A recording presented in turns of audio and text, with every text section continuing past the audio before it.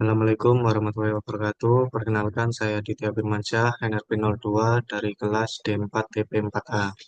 Di sini saya akan mempresentasikan hasil tugas besar saya, judul simulasi aliran eksternal melintasi susunan 4 silinder. Di sini sudah tercantum link dari animasi saya. Kemudian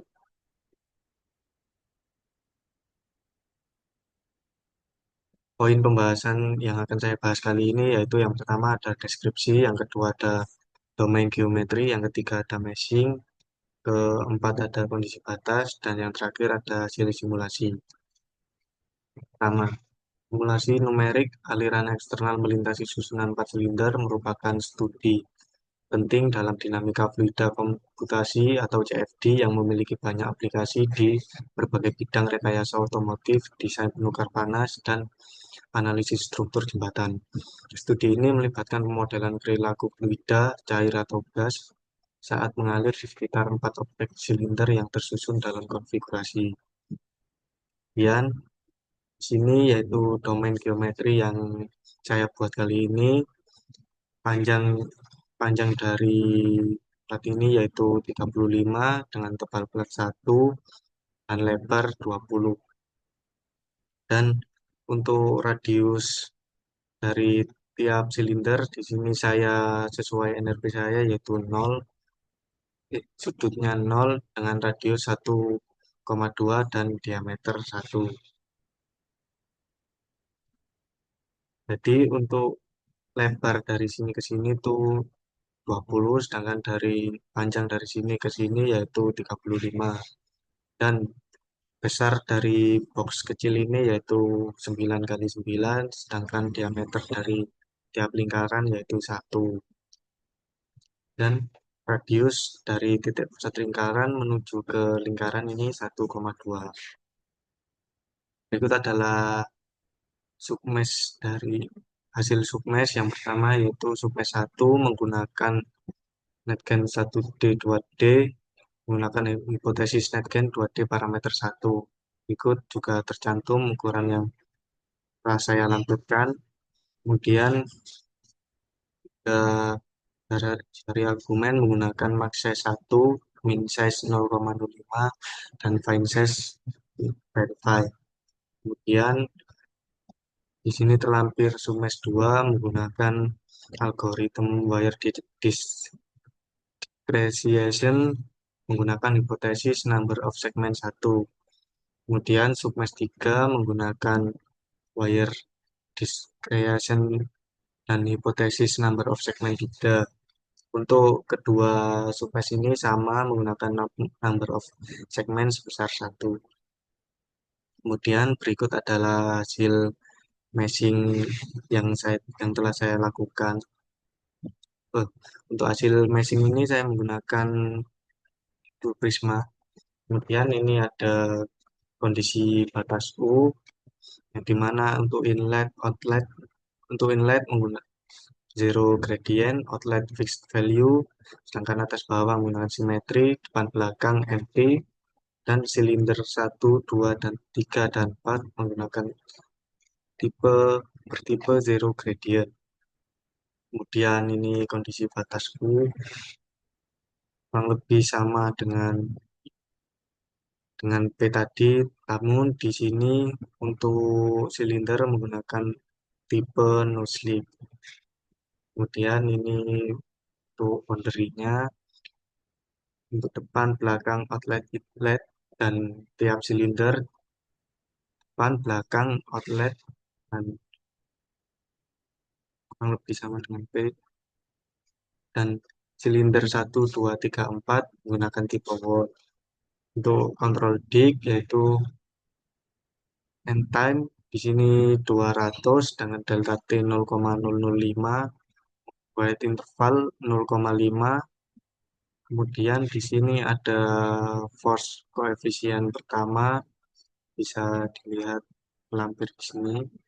Ini lanjutan dari control peak sebelumnya. Jadi untuk tiap silinder itu menggunakan force koefisien sendiri-sendiri. Di sini ada force koefisien 2 untuk silinder 2, force koefisien 3 untuk silinder 3.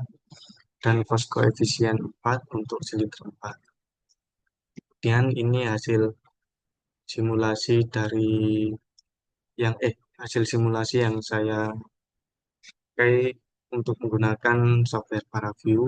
Di sini terdapat pada detik 0,5 segini dan detik 10 segini, ini 50, ini 100 dan 200.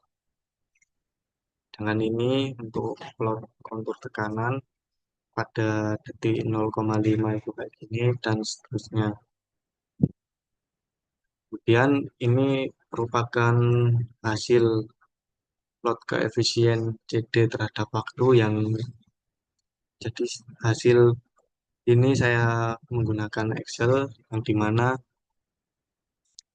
di situ terlihat silinder 2 menunjukkan nilai koefisien depth track rata-rata tertinggi di ini di sini.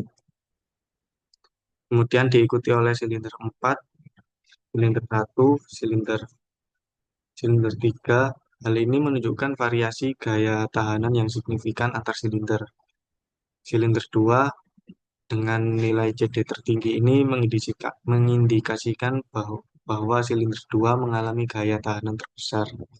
Secara fisik, ini dapat disebabkan oleh yang pertama, posisi silinder yang menerima aliran yang lebih turbulen dari silinder upstream. Yang kedua, efek wave interference dari silinder lain yang meningkatkan tekanan dinamis.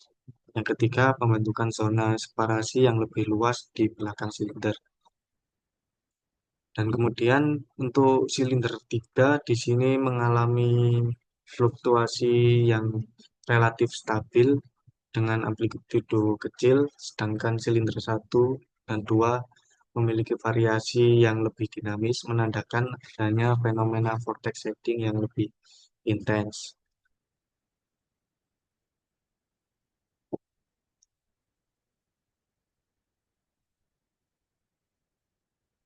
Yang kemudian ini plot grafik dari CL terhadap waktu. Bisa dilihat pada grafik tersebut, grafik lift menunjukkan pola osilasi yang lebih simetris terhadap sumbu horizontal yang merupakan karakteristik khas dari fenomena vortex shading. Alternatif, Karman vortex grid, karena vortex shading jadi secara bergantian dengan intensitas yang sama. Hal tersebut menyebabkan rata-rata gaya lift dalam satu periode mendekati nol. Kemudian semua silinder menunjukkan frekuensi osilasi yang relatif konsisten, mengindikasikan Strouhal number yang stabil untuk kondisi aliran yang diberikan. Jika semua silinder menunjukkan frekuensi osilasi yang sama, ini mengindikasikan bahwa kecepatan aliran lokal atau V di sekitar setiap silinder relatif sama.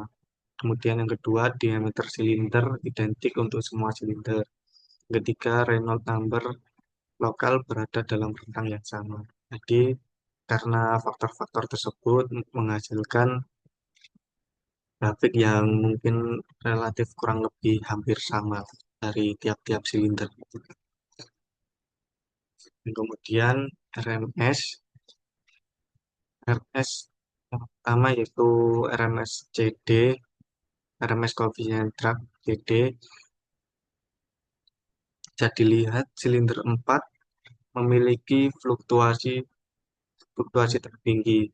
Hal ini bisa jadi disebabkan oleh beberapa hal seperti silinder 4 kemungkinan menerima wake dari beberapa silinder sekaligus. Yang kedua, vortex dari silinder berbeda, bertabrakan dan berinteraksi di sekitar silinder 4.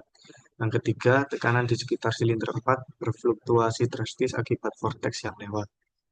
Dan yang keempat, pola aliran di sekitar silinder 4 berubah-ubah secara tidak teratur. Kemudian untuk yang silinder 3 di sini memiliki fluktuasi terendah. Mungkin faktor-faktor yang menyebabkan silinder 3 memiliki fluktuasi terendah yaitu bisa jadi yang pertama nilai RMS terendah menunjukkan drag yang paling stabil. Kemudian kemungkinan berada di posisi yang mengalami aliran yang lebih teratur. Yang ketiga, bisa jadi berada di zona aliran yang sudah terenergis atau dalam kondisi shading. Kemudian untuk hasil dari RMSCL, di sini nilai RMSCL yang bervariasi ini menunjukkan bahwa setiap silinder mengalami insentitas vortex shading yang berbeda. Silinder 3 memiliki nilai RMSCL tertinggi, mengindikasikan bahwa silinder ini mengalami fluktuasi lift yang paling intens.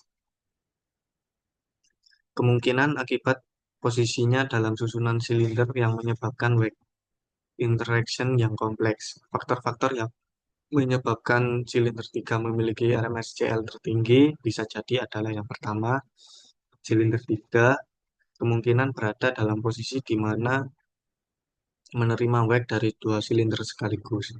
Kemudian jarak antar silinder mungkin berada pada critical spacing. Pada spacing ini, vortex dari silinder upstream dapat bertemu dengan silinder 3. Dari hasil pembahasan yang saya bahas tadi, saya berkesimpulan yang pertama, koefisien drag cenderung stabil untuk semua silinder, menunjukkan kondisi aliran yang telah mencapai steady state. Yang kedua, koefisien lift menunjukkan fluktuasi yang signifikan akibat fenomena vortex shedding. Yang ketiga, variasi nilai RMS antar silinder menunjukkan adanya efek interferensi aliran dalam konfigurasi multisilinder. Dan yang keempat, perbedaan karakteristik antar aerodinamis antar silinder kemungkinan disebabkan oleh posisi. Sekian presentasi dari saya, kurang lebihnya mohon maaf. Terima kasih. Wassalamualaikum warahmatullahi wabarakatuh.